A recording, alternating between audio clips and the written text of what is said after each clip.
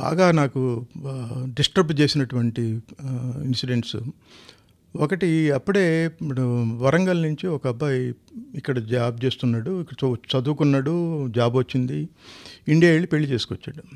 చేసుకొచ్చిన తర్వాత వైఫ్ని కూడా తీసుకొచ్చాడు. వచ్చి కూడా వాళ్ళకి ఒక 3 months అయింది అంతే. వాళ్ళకి అపార్ట్మెంట్ కాంప్లెక్స్లో ఉండేవాళ్ళు ఇక్కడే. అపార్ట్మెంట్ కాంప్లెక్స్లో ఉంటూ అక్కడ పూల్ ఒకటి ఉందన్నమాట, స్విమ్మింగ్ పూల్ హార్డ్లీ ఎంత ఉంటుంది, 6-7 feet ఉంటుంది అంతే కదా. అక్కడ అమెరికన్స్ చాలామంది స్విమ్ చేస్తున్నారు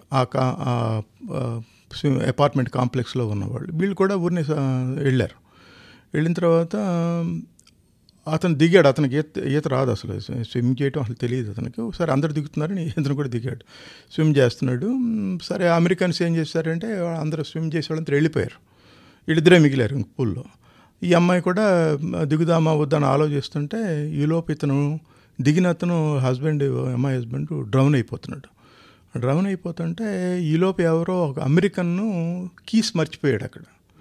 మర్చిపోయి ఇంటికి వెళ్ళి అపార్ట్మెంట్ దగ్గరికి వెళ్ళి మళ్ళీ తిరిగి వచ్చాడు కీస్ కోసం. ఆ సిట్యువేషన్ ఏంటంటే అప్పటికి ఇతను డ్రౌన్ అవుతున్నాడని కంగారు పడి ఈ అమ్మాయికి ఈత రాకపోయినప్పటికీ ఈ అమ్మాయి కూడా దూకి అతను రక్షిద్దామని చూస్తే అతనేమో డ్రౌన్ అయిపోయాడు, ఈ అమ్మాయి కూడా డ్రౌన్ అయిపోతుంది అనమాట.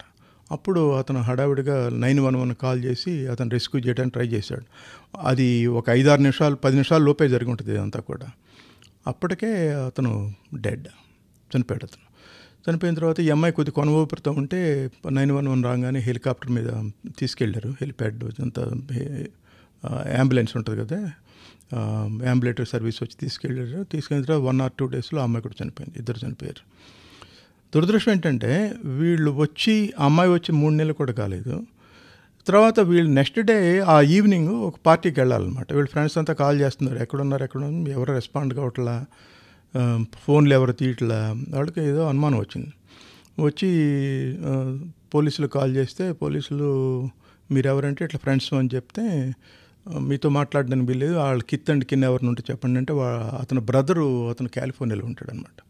అతను కాల్ చేస్తే అతనికి చెప్పారు పోలీసులు, ఇట్లా మీ బ్రదరు చనిపోయాడు, మీ మరదలేమో ఇట్లా ఉన్నది, హాస్పిటల్లో ఉన్నది, I don't think she is going to survive అని చెప్తే అతను ఇమీడియట్గా కాలిఫోర్నియా నుంచి బయలుదేరి వచ్చాడు అనమాట. అప్పుడే నేను ఆఫీస్ నుంచి ఇంటికి వెళ్తుంటే ఇక్కడ లోకల్ వాళ్ళు ఎవరు కాల్ చేసి ఇట్లా జరిగిందండి, కొద్దిగా హెల్ప్ కావాలంటే ఏం జరిగిందంటే ఇది చెప్తే ఆన్ ద వేలోనే జరిగింది అది. సరే ఈలోపు మళ్ళీ వెనక్కి వచ్చి అతను వాళ్ళ బ్రదర్తో మాట్లాడి, బ్రదర్ వచ్చాడు అప్పటికే. సరే ఇట్లా హాస్పిటల్కి వెళ్ళి 2 బాడీస్ అక్కడే ఉన్నాయి. ఇతనితో మాట్లాడితే మా మదర్కి ఫాదర్కి హెల్త్ బాగుంటుంది సార్, చెప్పొద్దు మీరు, నేను ఏదో విధంగా చెప్తానని చెప్పి వాళ్ళ బాబాయిలకి వీళ్ళకి చెప్పి మొత్తానికి చనిపోయారని చెప్పకుండానే ఇన్ఫామ్ చేశాడు. చేసిన తర్వాత వాళ్ళకి వీసాలు లేవు, వాళ్ళకి పాస్పోర్ట్లు ఉన్నాయి కానీ వీసా లేదు. అప్పుడు మనకి చెన్నైలో ఉండేది కాన్సులేట్, హైదరాబాద్లో కాన్సులేట్ లేదు. ఆ నైట్ అంతా కూర్చుని ఈ డాక్యుమెంటేషన్ హాస్పిటల్ నుంచి తెప్పించి మెడికల్ రిపోర్ట్స్ కాపీస్ పెట్టి చెన్నై కాన్సులేట్కి ఫ్యాక్స్ చేసి ఇట్లా ఎమర్జెన్సీ బేసిస్ మీద వాళ్ళిద్దరు రావాలి పేరెంట్స్ అని చెప్తే, పేరెంట్స్ని మొత్తానికి ఒక 4 రోజులు 5 రోజులు పట్టింది రావడానికి. బాడీస్ అన్నీ కూడా హాస్పిటల్లో ఉన్నాయి అప్పటిదాకా. వచ్చిన తర్వాత వాళ్ళ పేరెంట్స్ ఇద్దరు వచ్చారు. వచ్చిన తర్వాత వాళ్ళు ఎక్కడ ఉంటారు, వాళ్ళకి అసలు ప్లేసే తెలియదు అండి. అపార్ట్మెంట్లో ఉండేవాళ్ళు వీళ్ళు, అదేమో లాక్డ్. సరే వాళ్ళిద్దరిని తీసుకొచ్చి మన ఇంటి దగ్గర ఉంచే 4-5 days. తర్వాత వాళ్ళిద్దరిని తీసుకెళ్ళి హాస్పిటల్ మార్చురీలో చూపించడానికి ఇద్దరిని తీసుకెళ్తే కష్టం అది. ఆ తర్వాత అక్కడి నుంచి వాళ్ళిద్దరిని ఆ బాడీస్ రెండింటిని ఫినరల్ హోమ్కి తరలించి 2 ఒకేసారి దహనం చేయకూడదు అనమాట. అందువల్ల ముందు ఒక బాడీ వాళ్ళ అబ్బాయిని చేసి తర్వాత కోడలను చేసి, అది పెయిన్ఫుల్.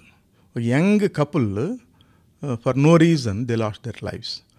అది మనకే బయట వాళ్ళకి ఇట్లా ఉంటే పేరెంట్స్కి ఎంత దారుణంగా ఉంటుందో చూడండి.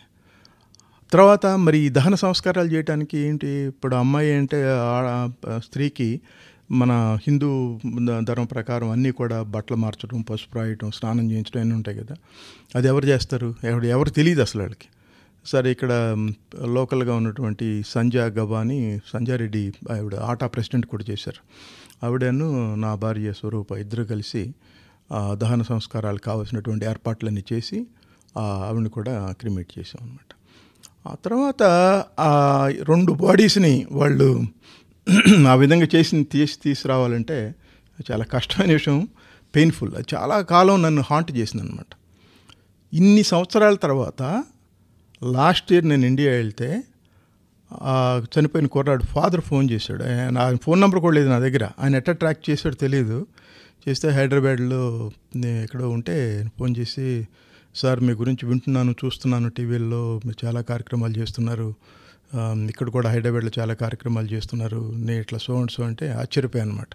అంటే ఇది జరిగి సుమారుగా ఒక 20 సంవత్సరాలు అయి ఉంటుంది. 20 సంవత్సరాల తర్వాత కూడా ఆయన గుర్తుపెట్టుకుని ఫోన్ చేసి ఆయన చెప్పాడంటే man, such a deep and moving story. అది అసలు అన్బిలీవబుల్.